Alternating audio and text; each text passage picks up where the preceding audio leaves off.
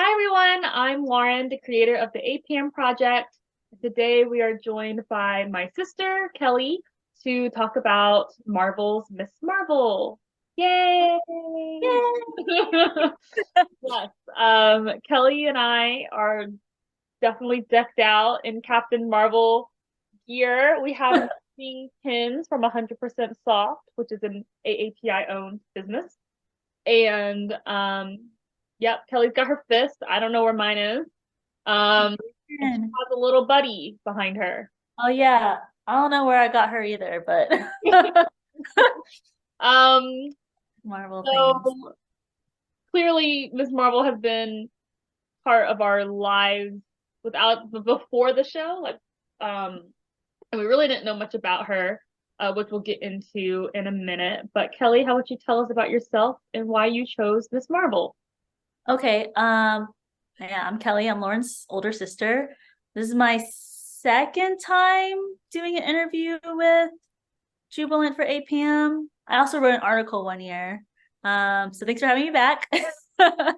Let's see. I chose Miss Marvel because I'm a big MCU fan, and I did watch the show when it first came out, and I really enjoyed it. So I thought it'd be a great one to rewatch for this month and talk about. Excited that we're getting more Southeast Asian representation. So even though I myself do not represent that community, I'm glad that we get to like explore that a little bit more, especially in something like pop culture media. So yeah, thanks for inviting me to talk about Ms. Marvel. Yes. Um, and you touched on that like when it came out, you kind of like liked it right away. And I don't remember what show came out before Miss Marvel. Oh. Moon Knight. It might have been Moon Knight. It came out so fast, they're all jumbled together now. Really fast. I still haven't watched Moon Knight, but I was like, well, because I don't know anything about Moon Knight, so I was like, well, I don't mind like skipping this one for now because when Miss Marvel came out, I really wanted to watch it, and I watched it really fast too. And I watched it while I was putting together my cosplay for Comic Con. So Kelly and I go to San Diego Comic Con for the last 10, 11 years. We've been I going. think this would have been year 11 minus all the COVID years. Yeah, we started going in 2013. So it's been 10 years. And that is where we got things like these pins and this. Because every year we try our best to go to the Women in Marvel panel. Mhm. And every year, Sana, who um, is the executive She's producer yeah. on Miss Marvel, the show, is Mhm. also a co-creator of Miss Marvel, the comics. And so Mhm. every year when she comes and talks about Miss Marvel. And she's also been on panels that we've seen that promote Miss Marvel in the animated world. So we've always kind of been exposed to her. She's like Squirrel Girl's best friend. We see her in a lot of the cartoons. Mhm. But it was really fun to see a live action version because I think that is what appeals to the masses. Um, because even the not super fans of Marvel still like to keep up with the movies and the everything. So especially with her coming out in the Marvels later this year, it will be a great way for people to get to know her character and to explore her Pakistani and Muslim background that normally maybe people wouldn't be exposed to or seek out that kind of media. So even though you and I don't represent the Southeast Asian um, group and community, what aspects of the show did you like resonate with? Just like the fact that they have a culture, they have these rituals, or what different like customs and kind of things that they put in there that you found interesting or wanted to like do more research on after hearing it in the show. Mhm. I think just like the immigrant experience, like being children of immigrants is what resonated. Um, I think actually in the first episode when she's doing her driving test and she totally bombs it, but her mom immediately just finds like these are all the external factors for why my daughter failed and it's not her fault. It just felt very like very typical of an immigrant parent to do that and be like, it's not my child's fault. Like you parked your car this way. You made her nervous because of this, etc. So I just had to chuckle because that wasn't something I have personally had any experience with, but that just seemed like something that would have been very realistic to happen. Yeah. Yeah. I like that very early on they set the tone that this is a Pakistani family and that they are Muslim or practicing Muslims. I also like that they showed her brother's fiance is like a Black Muslim because that is something that I feel like not a lot of people maybe are aware that that is a group that that definitely exists. So I like that even in the diversity and representation of the show as a whole, there were still other pockets of that throughout. And I like that her friend, when she's in the bathroom and Kamala is like, I don't know, I think her friend thinks that she's like on her period or something, so she goes in after her. And Kamala's really dealing with the fact that now she has these powers that she can't control. And she asks her friend Nakia, like, I don't remember what she asks her specifically, but Nakia makes a great point that I think we touch on a lot, or I touch on a lot in the APAM project, where you're too ethnic for some people and you're too white for other people. So she like purposely chooses to wear the hijab to show people that like she is Muslim. But over time, she mentions, now I wear my hijab for me. It is something that she does for herself and that she's like proud to be who she is because she runs for the board at the mosque and all that stuff. So she's obviously very passionate about her background and her culture. So just right off the bat, we get that tone. And I like that it doesn't explain itself because a lot of the times we shouldn't have to explain ourselves and why we do things.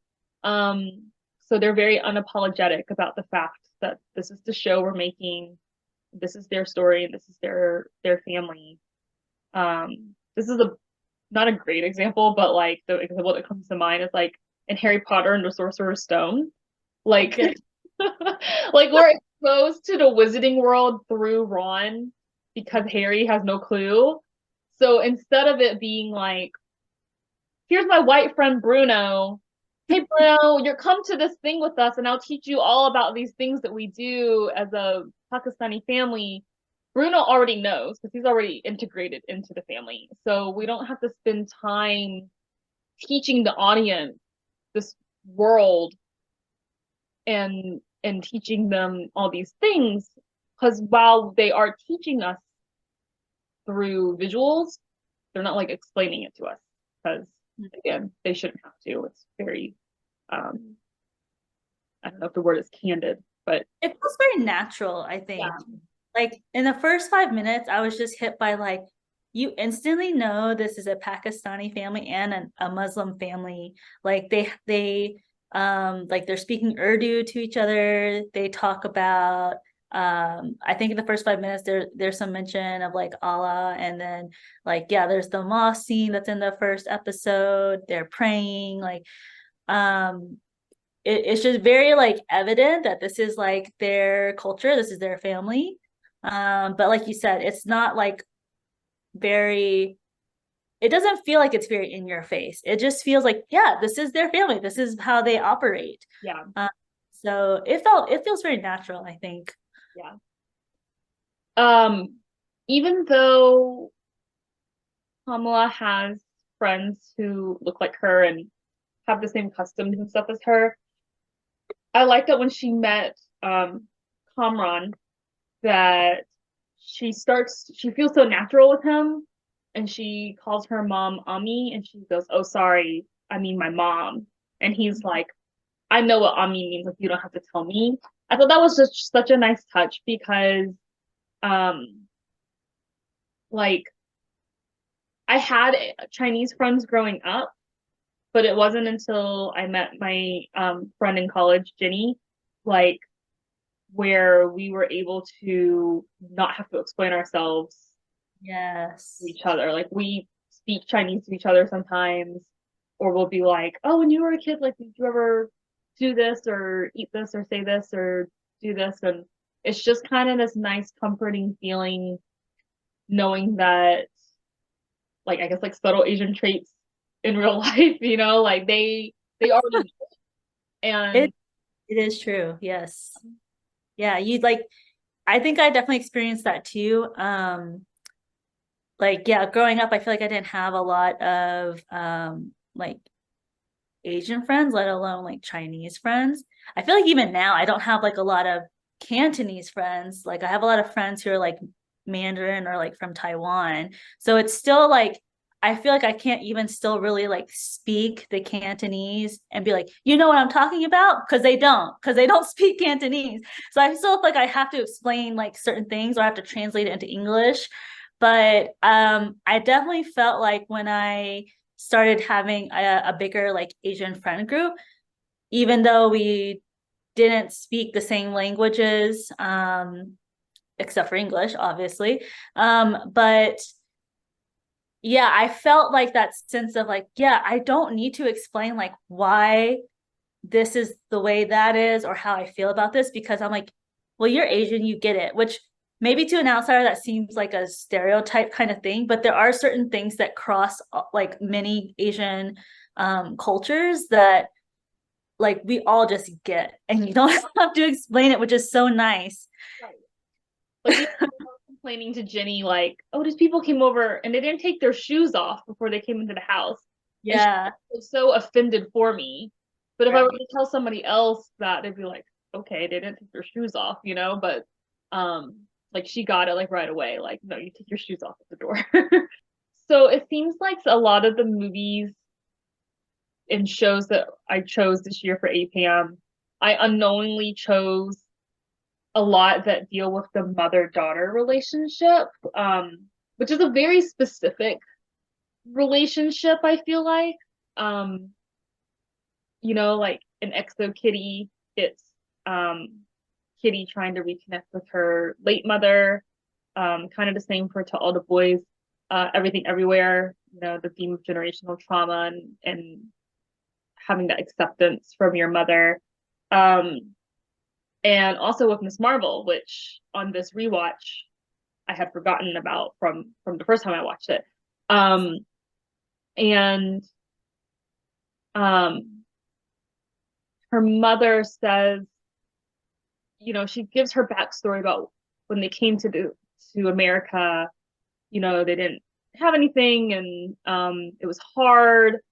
But she specifically says like, we did this for you because we wanted you guys to grow up and have the opportunities in America. So again, it goes back to like the immigrant sacrifice story, and obviously Kelly and I share a mother. But um, Good. Secrets out. I feel like even though you and I both have a good relationship with our mother, we can still relate to a lot of the different things that Kamala and her mom go through. Um, because I think mother-daughter relationships are very similar across other ethnic groups, but I think it hits a little different um when it's like an immigrant mother or when there are like customs to uphold. So for instance, like in the very first episode, Kamala wants to go to Avengers Con, which like they should make that I know we go to Comic Con, but like they should make it a thing. I think it'd be cool. So, um, And You don't have to sit at the Marvel booth for 8 hours. You can just walk around an entire con. yes, yeah, that was awful. But mission was accomplished for that day. But um her mom won't let her go to Avengers Con. And then they find a compromise, but then Kamala is embarrassed. So I guess it's a two-part question. Kamala's like embarrassed to go with her dad, specifically to go with her dad dressed as like a Pakistani version of Hulk. Um, Even though she's trying to look for like that thing that makes her costume uniquely hers, which was Oh yeah, ironic. what. So I guess the two-part question would be I don't know, I guess like when we watch these mother-daughter movies, like Turning Red, Everything Everywhere, I always kind of go in with a slightly closed mind because I'm like, me and my mom are good. And then we I watch these things, and I don't know if it's because I know our mom and our grandmother have more of the relationship that the movie's trying to address, or because I'm like, dang, maybe me and my mom do have like these things to address. We have things to unpack. So I don't know, how do you feel when you watch these movies that touch on like mother-daughter relationships? Yeah, I mean, certainly mother-daughter relationships are not new. I mean, I think the first thing I think of is like Disney's Brave when that came out. Like that was very obviously like a mother-daughter thing. That was not my favorite Disney movie, but anyway.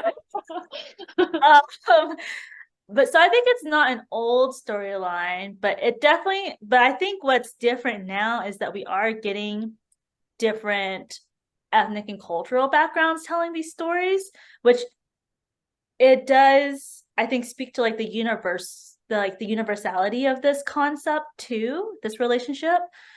But also, I think it does hit a little bit differently than something like Brave. And maybe it's just the way the story's told, but I definitely feel like you said, I feel like when I watch these, I see more like mom and grandma's relationship, like being more apparent with these parallels, more so than us and mom, because mom did come here in her childhood, so she did grow up to become like more Americanized.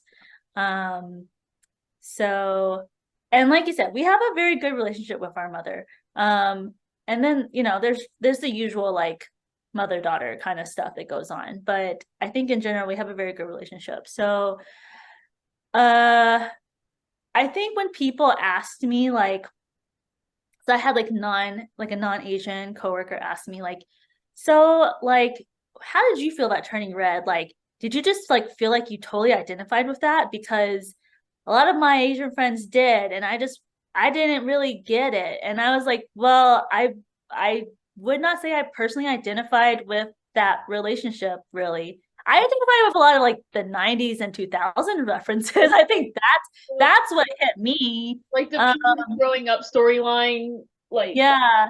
So I was like, no, I did not personally find Turning Red to be like, oh my gosh, this is my life on screen.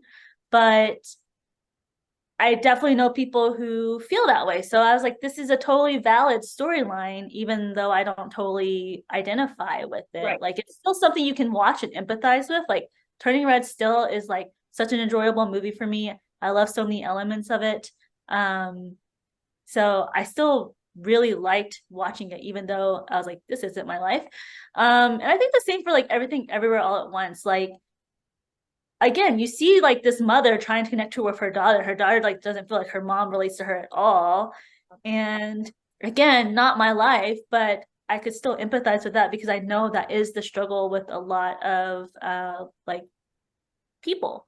So Yeah. And I think that it also emphasizes, like you were saying, like in Everything Everywhere, that the mom is trying, her mom definitely comes off as very critical, but like I think as the daughter in a lot of these stories that we're bringing up is very resistant to the fact that the mom is trying to make that connection.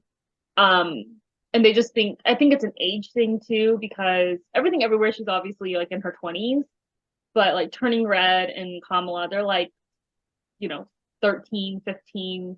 It's like a critical time in their life. They're teenagers. They're Yeah. trying to fit in with their peer group. Yeah. And I think Kamala is also having to combat like she wants to like these um like these very Americanized things, I guess. But while also still being Muslim and Pakistani. So like her mom, like she's like, yeah, these are like slutty outfits. Why are you wearing these? And Kamala's like, they're not. And I just want to be like Captain Marvel because I really look up to her. Right. And I think her mom doesn't get it. So But at the same time, I think what like May and Joy and Kamala fail to see, they have like these blinders on, like, oh, my mom's old, she's not gonna understand, like you just don't get it. But they do get it. Like they show in the end that they've had those same experiences. And that's how we see with Kamala and her mom. Her mom has known all along that their family possesses this sort of magical something. Well, or her own mother keeps claiming that their family's magical, and she's like, right. Mom, Yeah. just stop with all of that. So she went generational trauma. She went through it with her mom. Kamala's going through it with her mom, but that just shows like Kamala thinks that her mom doesn't get it, but her mom does. And even after the mom finds out that she is a nightlight or whatever they call her, um, like she's not mad. She's concerned about her safety, but she's not upset with her that she's been keeping this secret. And she actually kind of thinks it's cool, you know, because we see her, you know, her mom's making these efforts. Like she stayed up and made this Hulk outfit for her so that she could be modest yet still go to the con. And she lets her go to Zoe's party, and you know, she makes the costume, the hero outfit for her.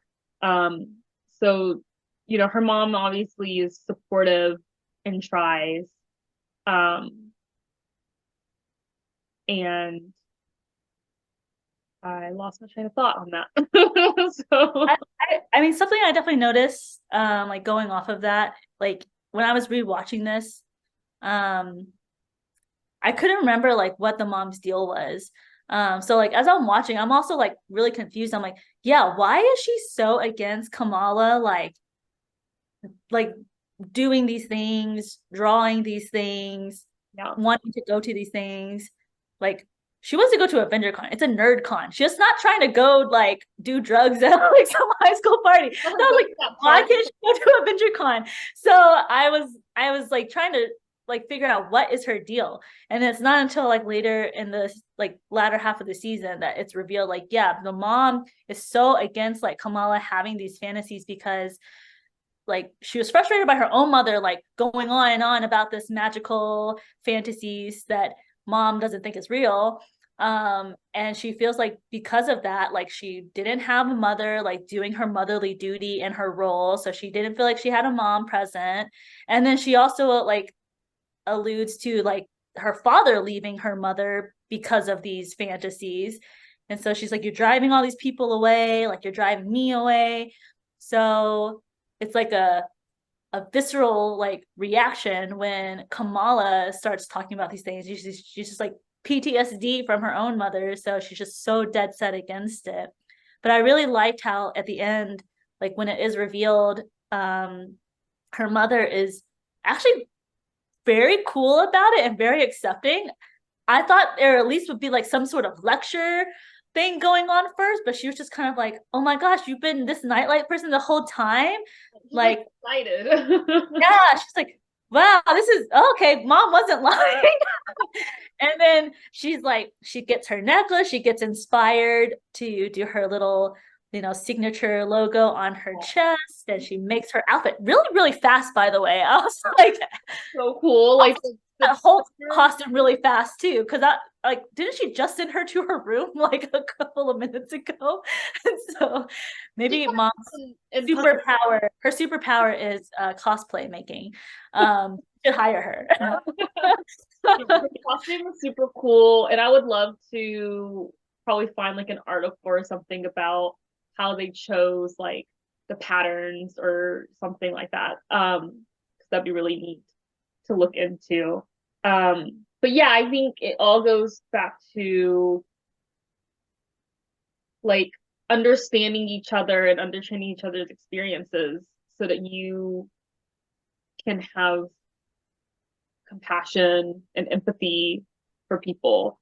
And that doesn't just apply to like mothers, daughters, it applies to just understanding people in general. So stylistically, I really like a lot of these Marvel shows because they stylistically are different from the movies. Like I loved WandaVision because the way it was set up like a sitcom and it progressed through these TV genres. And with Miss Marvel, it really leans into the fact that this is a teenage girl. And with her doodles and the fact that she has like a YouTube page, I think. Yes. I love all the chalk drawings. I love like when they're like, we're running out of time, they're here, and they have this huge elaborate chalk drawing. And I'm like, how'd you guys have time to draw this chalk drawing? But like the thing with the softballs and stuff, like it's all very youthful. And so I guess just like it speaks volumes to, and kudos to Sana and the other creators, but like it leans into like brown teenage girls in America like can have a hero. Because I think, like we said, the teenage years are very you used a really good word. They're formative years. They're formative years. So it's really important for people at that age to have like a hero type figure to look up to and relate to. And also like kudos to Disney for, in a lot of their recent casting calls, have been just asking for anyone, like anyone who fits the bill. You don't have to know how to act. Yeah, I think like with Iman, like she did an awesome job with this role. She is Kamala Khan, because if you've watched her interviews, she's like such a huge MCU nerd, actually just a Marvel nerd. She like quotes like which comic books like such event happened. Yes. And I'm like, she is she is Kamala. And she brings such like youthful energy. Yes. Like she just is a teenager and I love it.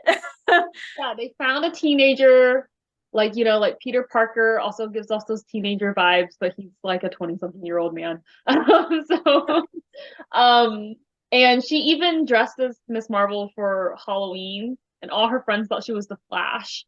So now like people will hopefully know and be exposed to, because I remember when I used to dress up for like Halloween, I would be like, I'm gonna be like London Tipton, and nobody knew who I was. I remember in like high school when we had like homecoming week, we each got like channels, like we had to dress like a TV channel, and freshmen were the history channel. So I wore like my Chinese dress to school, and everybody thought I was dressed as Mulan, because I think you can't be anything else but Mulan. Yeah, that's the only thing you're allowed to be. Exactly. And the seniors were Disney Channel. So I don't know. I was like, I definitely don't look like a senior, but they all just assumed that I was Mulan. And so now hopefully there'll be more characters. Like hopefully Miss Marvel will open the doors for more characters like her to exist for young girls and boys. Yeah, I was thinking back like a couple years ago, we went to Women of Marvel and the panel, and like seeing girls dressed as like Squirrel Girl or Kamala Khan, and I was like, I have no idea who these characters are. And then Sana's on the panel talking about her comic and the new TV show coming out. And I was like, wow, these characters are really cool. And it's so awesome, like that these girls were in the know. They already read the comics because they already dressed like the characters. But these girls were like they looked so good. And I was just like, this is so cute. Like, this is why representation matters. As a side note, do you remember when we went to that one of those panels that year and there was this like guy dressed as Miss Marvel and I was like, this guy is the Miss Marvel super fan because he was like taking all these pictures. He was like in the aisle, like taking all these photos. And then Oh, okay. I remember this guy. Yes. and then Sana was like, "This is my husband." Oh, okay. I don't remember that part. That's Makes sense, but I thought it was really sweet that he was so supportive of a character she created, and he was so proud of her for being in that panel, and he like dressed as her character. I just thought it was really sweet. And people who weren't at that panel will never know that story. So now, to the 3 people who watched this interview, now you know that story. okay. Another thing I thought of too that I wanted to touch on because like I didn't know anything about this like partition of India thing. Yes, And either. they're like, oh, everyone has a partition story. And I'm like, I have no idea what this is because the US public school system failed me. Yeah.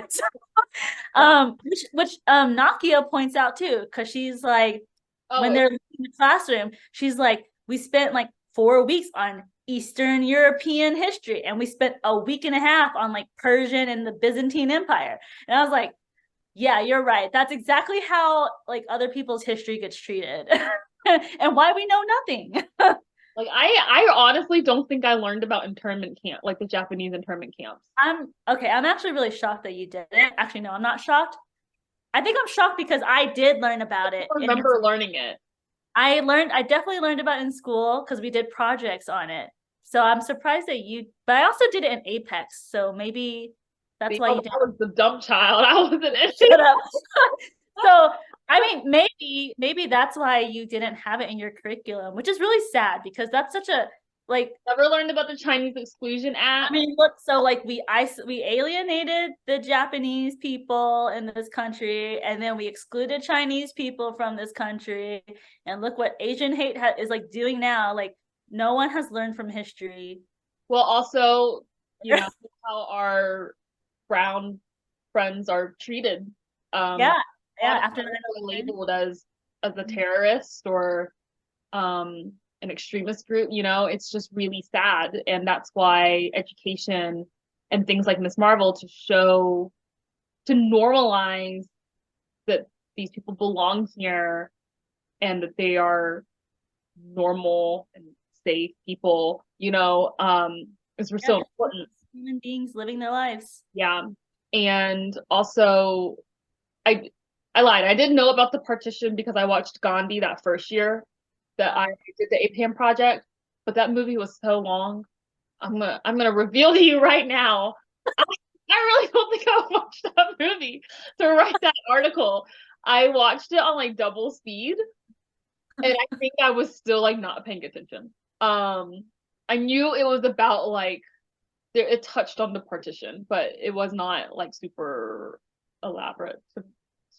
Okay, so this month on the APAHM project, we're giving shout outs to small AAPI owned businesses. Kelly, is there a business or influencer or artist that you want to give a shout out to? Sure. This year I'll shout out Tower 28. It is a woman-owned brand, Asian-owned brand. They specialize in like skincare and makeup, mostly makeup. But all their products have ingredients that meet taking this directly from their website so I can say this correctly. So they're the first and only beauty brand to 100% follow the National Eczema Association's ingredient guidelines. Oh. So they're all very conscious of like sensitive skin, and they also are like a sustainable company. So they try to reduce their plastic usage. So yeah, they are based in Santa Monica. You can find their products at Sephora as well as online. Nice, thank you. I've heard really good things about their mascara. I love their mascara. It's like the only mascara that works for me because my eyelashes do not curl. Sounds So, like it sounds like a common thing with a lot of Asian women. Their eyelashes are yes. really straight. Um, Mhm. I did not inherit that, so Well, can't good for you. relate. Uh, all right. Well, this was the last day of the APAM project, day 31. Um, so this is today is your last chance to go and like all of the APAM posts over at Jubilant. They're all the ones that are in the pink square. So you can like up to 31 of these pink squares, and I will be matching Instagram likes to donations for Peak and for Asian Pacific Fund. They will be split 50-50. As of the recording of this video, which is not on the 31st, we have raised over $400. Yay. I'm excited to see how much we end up raising by this interview going up live.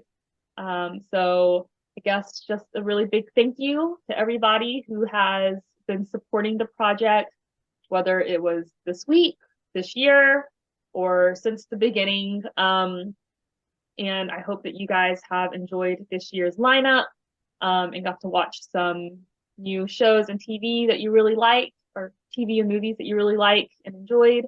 And don't forget that just because AAPI Heritage Month is over, that means that we have to stop celebrating our culture and who we are. So thank you, Kelly, again for joining us. Thank you, everybody, for your support, and we'll see you next year. Yay. Bye. Bye. Bye. And Biggin.